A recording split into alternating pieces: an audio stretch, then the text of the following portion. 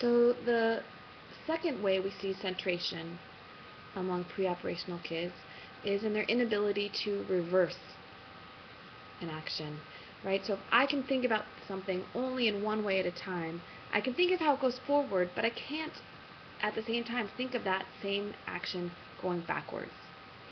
Uh, it looks kind of funny in kids. If you ask them to put something in order, you ask them to reverse a procedure, they simply can't do it. It doesn't make sense to them thinking about how to reverse an action or a sequence.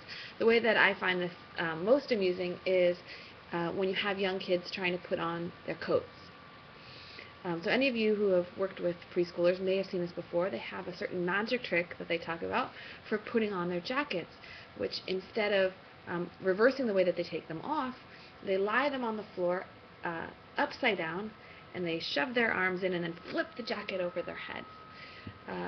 And this is because even though they can take their jackets off very easily, and they frequently do and leave them wherever, if you simply say, oh, well, it's the reverse of how you take it off, put it on the opposite of how you take it off, that's meaningless to them. They have to have a different procedure in order to get their jackets on again. Probably the most common way that we see talked about for Piagetian skills, we see this centration, is in the lack of conservation that preoperational kids demonstrate.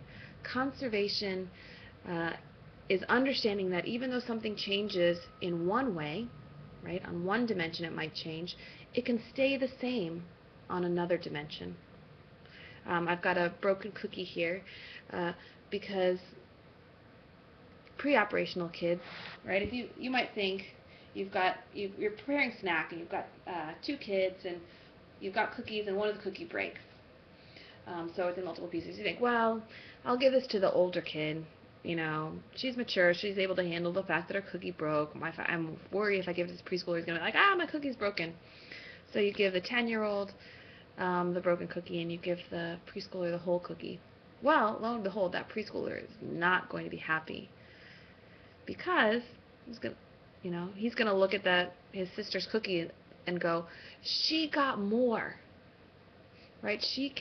That preschooler can't realize, can't recognize, can't process that the cookie could break, right, and change in that way, but still be the same in the total volume of cookie.